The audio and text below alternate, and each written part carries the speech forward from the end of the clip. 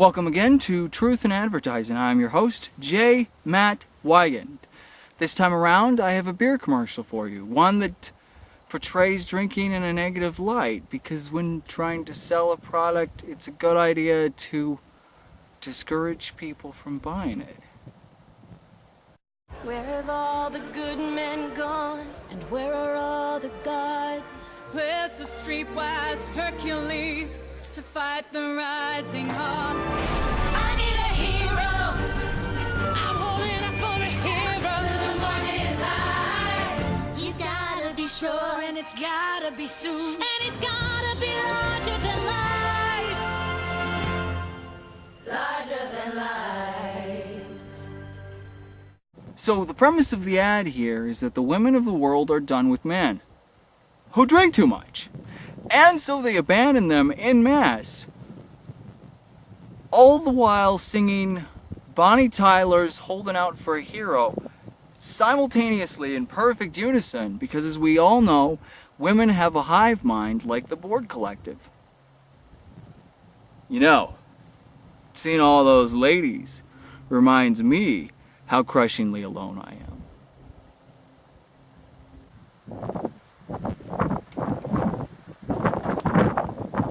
Anyway, maybe I should do some videos for an online dating profile, you know? I think I could avoid coming off as completely desperate and pathetic. Maybe. Nope, not gonna do that. This is an interesting ad because it's encouraging moderate drinking, which is very strange given the secret of the alcohol industry. It depends on alcoholism.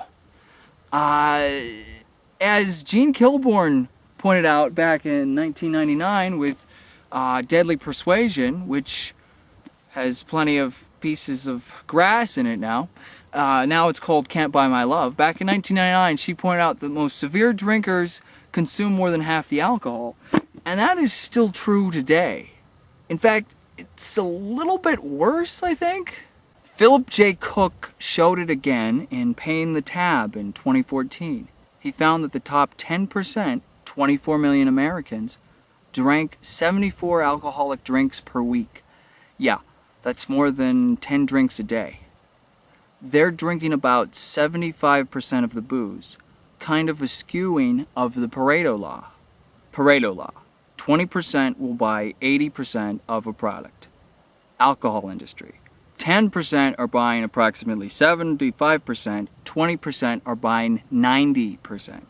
So given that the alcohol industry is dependent on non-moderate drinkers, Heineken encouraging moderate drinking is somewhat noble, commendable. Except that they are using it to try to encourage people to drink their crappy brand. Moderation is becoming cool, said Gianluca Di Tondo, Senior Director of the global Heineken brand. They want their product to be seen as cool, and they have come to the conclusion moderation is cool, thanks to a study that they paid for by Canvas 8. A study that doesn't prove moderation is cool. There is a smaller study that does prove moderation is cool, but theirs doesn't, but alright, sure. For Heineken, Canvas 8 polled 21 to 35-year-old premium beer drinkers, whatever they mean by premium beer drinker, 5,000 people surveyed across 5 countries: the United States, the United Kingdom, Mexico, Brazil, and the Netherlands. They even have visual aids so that the findings will sink in better. 75% limit how much they drink on most nights out. 1 in 3 do this every time, so some nights 2 in 3 get hammered. Moderate drinking is the new cool among millennials? The smaller study of 150 New Zealanders does prove moderation is cool. Let's go ahead and quickly deal with that. Much shorter survey with far better questions. Turns out 54% were turned off by drunks. How is that not 100%? 80% respect moderate drinking. 43% had a night out ruined by someone who was too drunk. 67% say moderation is cool. What a nice little survey, you know? They asked people, is moderation cool? And they got a response. As opposed to the Heineken study where they somehow inferred moderation is cool without ever asking them directly that question. Let's get back to that horrible survey. Staying in control is the #1 reason to moderate drinking on a night out for 7 in 10 millennials. And 1 in 3 have suffered social shaming by appearing drunk on social media. See, that's not the same thing. That's staying in control is something they want, not moderation is cool. How do they keep saying that moderation is cool? The other survey proves that, but this one doesn't. And I don't know why I'm trying to fight. It's like I'm trying to fight moderation being cool because I want binge drinking to be cool, or maybe I'm trying to fight it because Heineken keeps saying that moderate drinking is cool, even though that they have a survey that doesn't really prove it, backing it up. Maybe I'm just trying to be contrary because the whole thing is ridiculous talking about coolness this way. Coolness is very difficult to quantify scientifically. I mean, they're not even getting blood, urine, and hair samples from the interviewees. How can they even prove whether or not they have the right to declare anything cool without quantifying their interviewees' coolness? Moving on. 69% believe they work harder for career success than their parents. Because of their drinking? Sometimes you just throw questions in that you want answers to, which is why there's an omitted one on this other report of results for this main survey. 88% accept that they are responsible for how their life turns out. Naive fools. So much is luck and chaos. 97% believe drinking excessively doesn't help find the one. Why not ask them whether or not the sky is blue and get a 100% result? Bad! Bad survey researchers! Bad! You're very bad! Get off the rug! Don't do that! Bad! Oh, I'm sorry, camera. I'm not mad at you. I'm just mad at those survey researchers. You gotta admire the 3% who went against it and are like, yes, I believe drinking excessively will help me find the one. We'll be staring at each other across the bar and we'll be like, hey, and we stumble over to each other, not walk over. Stumble over to each other and we just start talking and we both had a lot, so we're not putting on airs or pretending to be people we're not or, lying about anything. We're being very honest about who we are. And only when you do that, you let your guard down, and you're honest about yourself, can you fall in love with someone else and they can fall in love with you. And I think I accidentally made a good argument for it.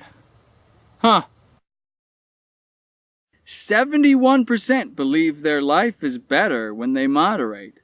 That's as close as the main survey gets to supporting their spurious moderation is cool claim.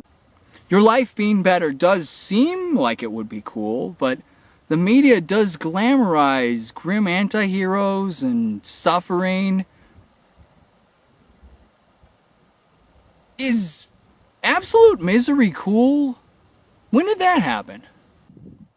Taste, 41%, and quality, 32%, are the priorities when choosing an alcoholic drink. Price, 19%, and alcohol strength, 4%, are less important. Wow, I would think that would scare the crap out of Heineken. All right, everybody, we've got the results of the survey in.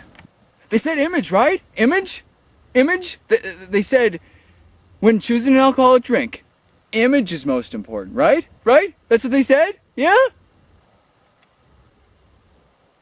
They did not say image. Oh no! They said that they value taste and quality.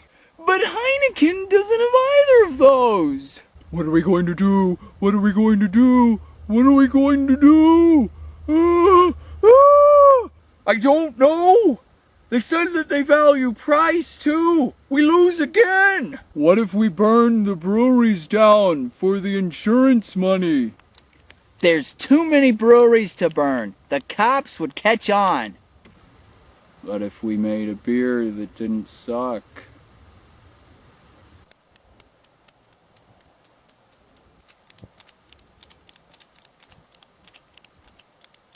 You are fired. Did you see how I differentiated those characters with ties?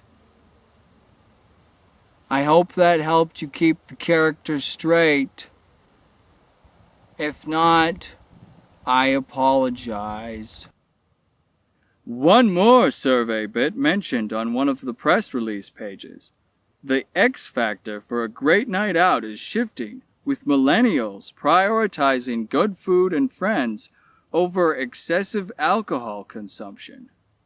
It's shifting? So does that mean there's like old survey research from the 1970s that shows people just wanted to get drunk and to hell with their friends and food, and that's not possible, right? They are also searching for new experiences, 49%, rather than the same old great entertainment, 39%. The remaining 12% told researchers that a person could enjoy old familiar entertainment equally to new experiences, and that the question posed was stupid. Well, clearly all in all, a survey with many deep flaws that draw their findings into question. Until next time, this is J. Matt Wigand with Truth in Survey Research. You folks take care.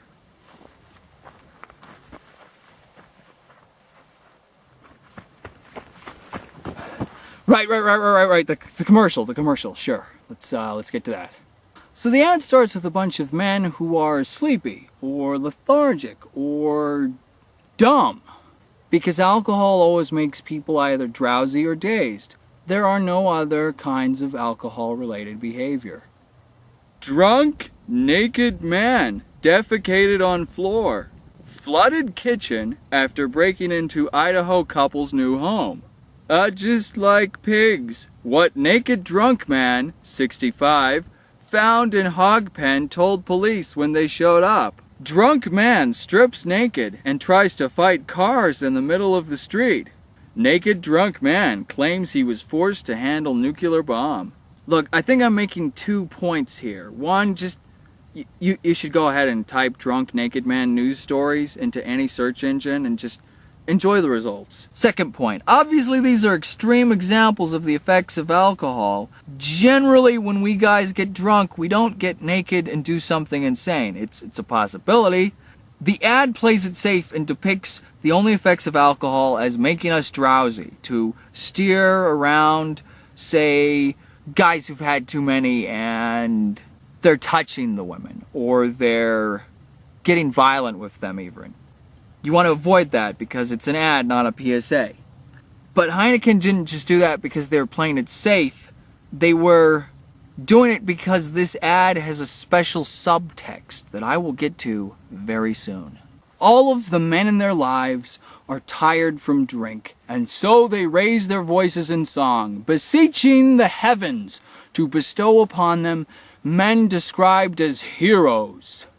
Quite a request. Until you remember that their definition of hero is someone who does not drink much and is awake. Women have lowered their standards tremendously.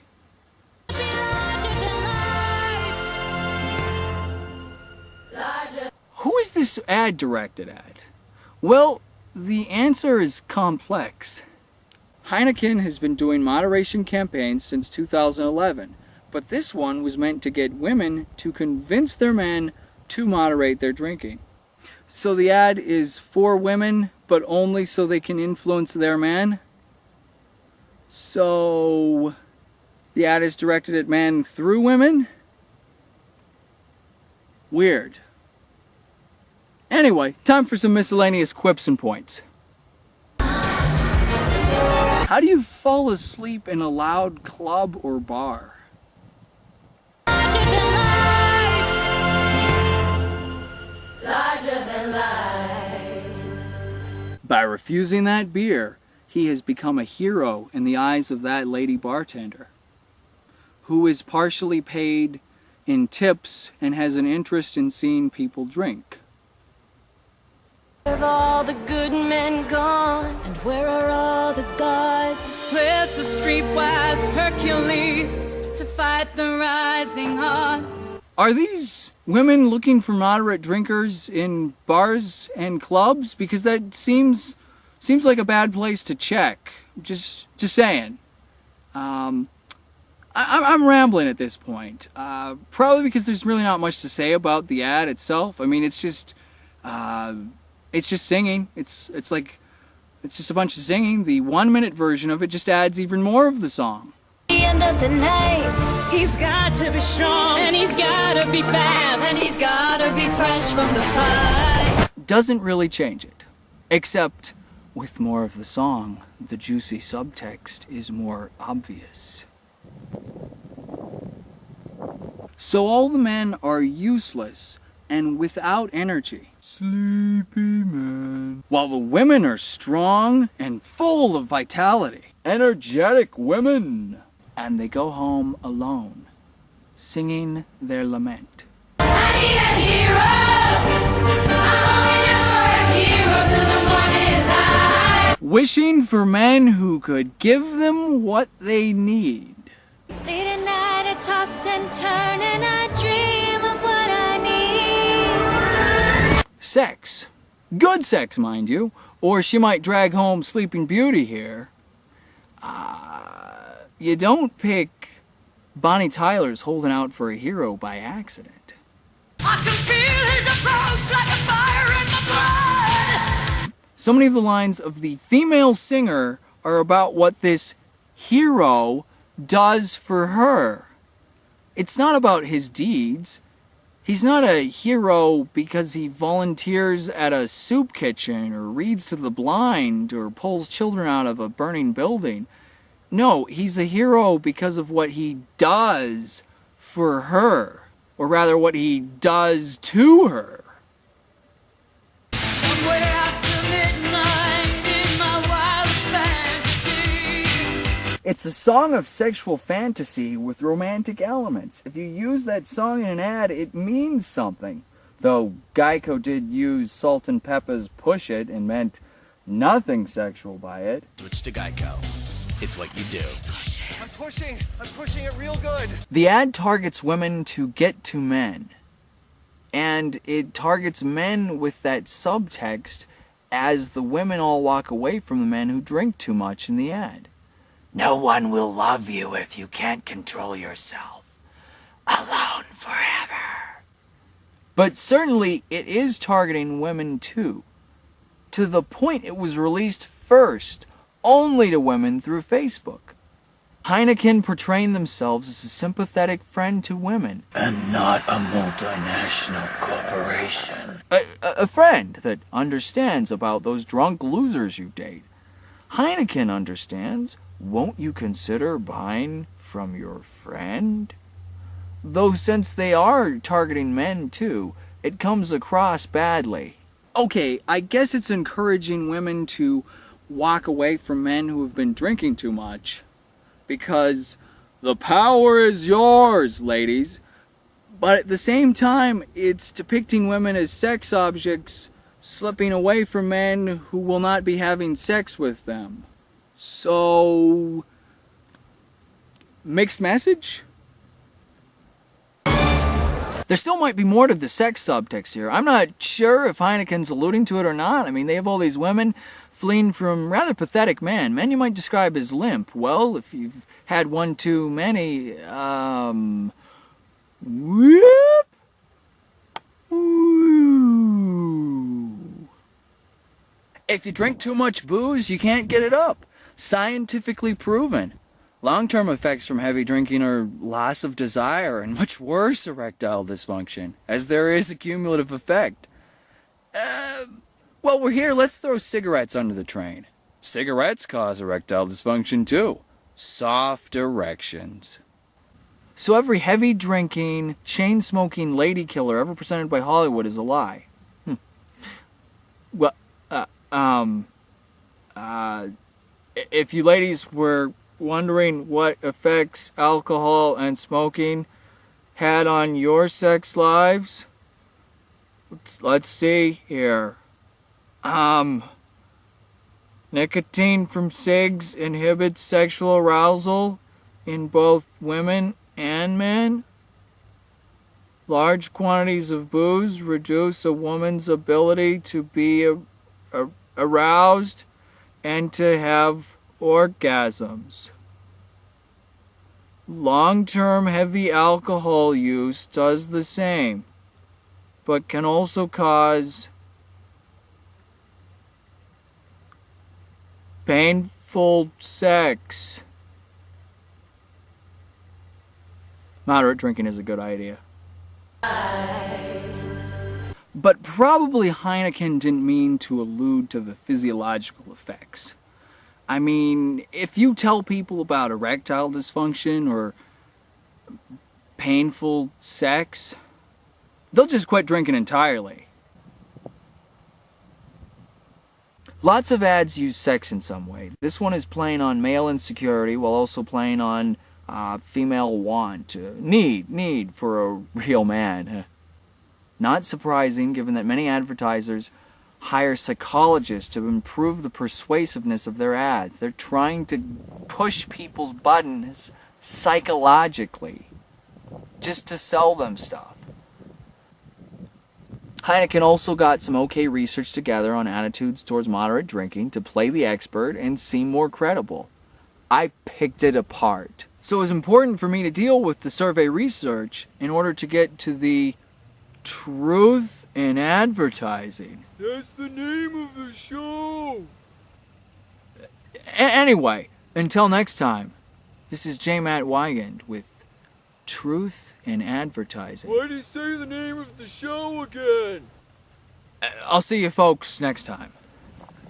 Have a nice night.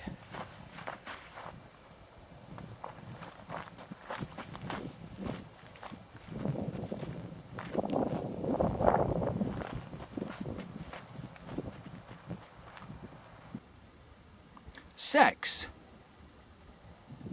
It's like what's over here? what window would pop up?